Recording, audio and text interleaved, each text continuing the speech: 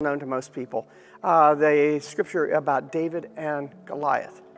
Most of like, okay, I've seen that. Yeah, I remember learning that in Sunday school. But what we're going to do is talk about the real story and what's going on behind the scene, and then we're going to come to the point of like, what does this mean to us, and what are the giants that we kind of face in our own life?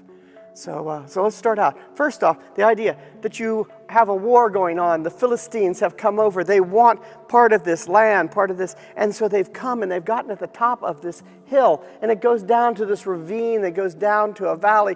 And up on the other side of the hill is the Israelites. And they are over on the far side. And so you've got the Pharisee, you've got them over here, and you've got the Israelites on this side. And neither one of them can come down into the valley, because if this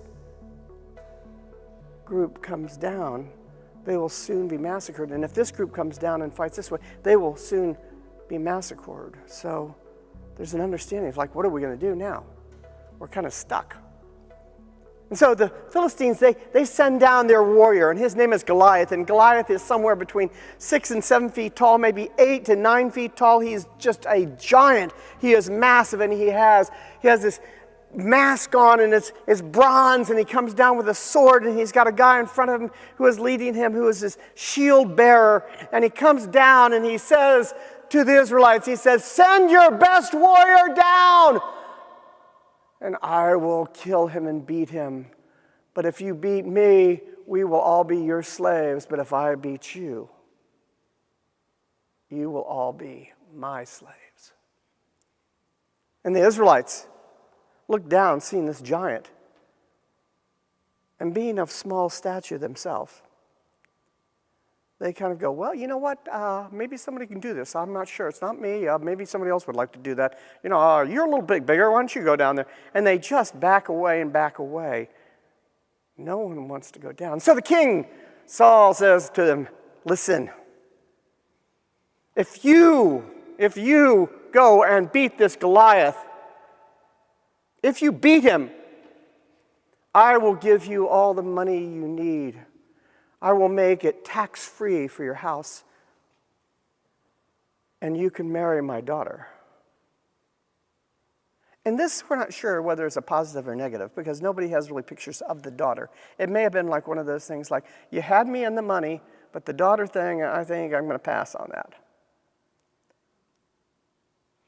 So finally, this small shepherd boy, David, comes and he says, "How dare you allow this Philistine, how dare you allow him to say these things about our faith and our God?" He said, "I will take him and I will kill him." And so they say, "David, you're just a shepherd boy. You're 10, 11 years old. What are you going to do? I mean, how are you going to do this? And he's like, I will put on the armor and I will then destroy Goliath." And so he puts on the armor from Saul, and it's too big for him, and it's clumsy, and it's awkward, and he puts it on, and he's like, I can't have my moves in this thing. I can't even do this. So he says, "Let me just take the armor off and let me meet him on the battlefield as I am." And so he takes 5 stones and he puts them into his pouch, because David is a slinger. He slings stones. And so he goes down into the valley, and the giant calls him out. Goliath calls him out and says, "Who is this that you've sent down here? I can't even see him. Come closer to me." And David comes closer to him. He said, "What, did you send a boy? Did you send a boy? And what are the 2 sticks? He thinks I'm a dog? I'm going to go fetch it?" At that point, David took one of the stones out and he started slinging it. And he's close to him now at this point. And he fires the first blast, and it hits Goliath in the head, and Goliath falls down to the ground. And David runs over, and with Goliath's own sword, he cuts Goliath's head off, and the Philistines run. And this is a story in the Bible. It sounds horrible. I mean, it sounds really horrible. The idea that this could occur. See, maybe if we understood a little bit better, because there's always this conversation about when the person who is the underdog beats the person who is the giant.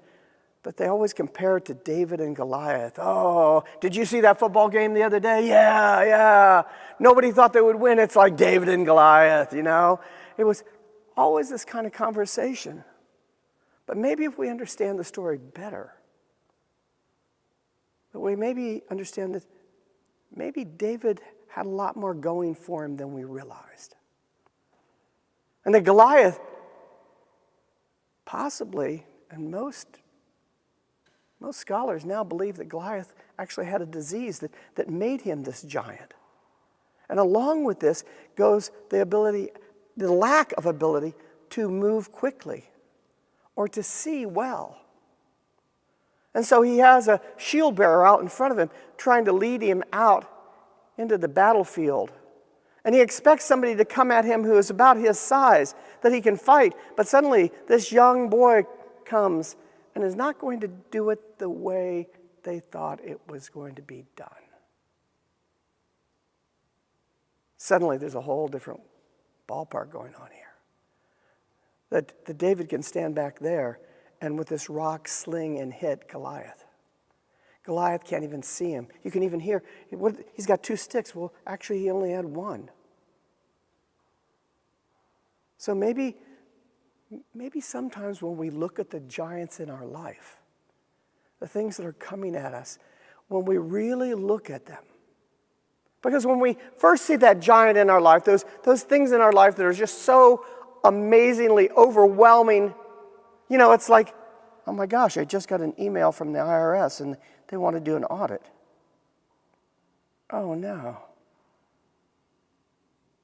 Or we meet a doctor and the doctor says, you know, your paperwork came back, your blood work came back, and I'm deeply concerned about this reading. Those are giants in our life. Or your boss comes in and says, hey, listen, due to all this COVID stuff, we've had to downsize. And your job, it's been cut. I mean, we have giants that come in our life. You know, massive giants that come into our... You know, that moment that your lover says to you, listen, I know we've been together for quite a while, and it's not you, it's really me, but I've found somebody else that I love more. These are giants. And when we first look at them, they look like there's just no way we can win. There's just no way we can. They're so massive. Maybe what we learn by this story is that when we settle our hearts from all the excitement and all the, oh my gosh, what am I going to do? How am I going to handle this? What's the next, you know, and we just get to a point where you can't even breathe. And your mind is just spinning, that when we get to a point where we just relax and we say, God, I just don't know what I can do here. So I'm going to turn it over to you. I don't know what the next step is, but I'm going to trust in you, and I'm going to calm myself down. That when we start to trust in God and calm ourselves down, that we start to hear God's direction. God's pulling us. That we start to see maybe the giants aren't so big, or maybe the giants have other issues that we need to be aware of. That maybe it isn't so massive. That I have God on my side. That God is going to help me get through this. And so whatever giant comes at me, as soon as I settle down, as soon as I come to a point where I can breathe, that all the swirling goes away. You know, it's not like that long ago. My son and I were sitting outside, and a hurricane had been coming by, and we've been preparing for it for about a week. And suddenly we realized that the hurricane was on us and everything was just completely disheveled and blowing and wind and rain. And it was horrible. And all of a sudden we realized that the eye of this hurricane had come over us and everything stopped and was still. And there was a moment that we could kind of pick things up and put things back together in preparation that this giant was passing. That there was a solitude. I had a girl not long ago come into my office and she told me, she said, Pastor, I have to tell you, my husband came to me and told me that he didn't love me anymore. And she said, you know, we have 3 children and he moved out that same day. And she said, and for probably a week, I just didn't know what to do. I didn't know what to say. I didn't know how to even start to process this. And she said, and finally one day I just turned it over to God. I gave it all up to God. And from that point on, I felt calm, more relaxed. I know God's got it. And I have faith in God. And so suddenly I'm able to talk to him again. We're able to explain this to the children. And I know I can make it through. So this morning I leave you with this idea that there are going to be giants in your life. And the sooner you see that giant and turn everything over to God and let God be God and have faith, the stillness will be, things will settle down, and you can feel God starting to take control. So whatever giant it comes in your life, you turn it over to God. You know, I look at the AA programs that we have over here, and I see that every one of them are facing giants. And finally, when they turn everything over to God, they turn it over to higher power. They turn it over and say, I've been trying to run this, and it hasn't worked, but now I'm going to turn it over to you. There's a settlement of their life in their heart. That God is now in control. So today I leave you. Turn your giants.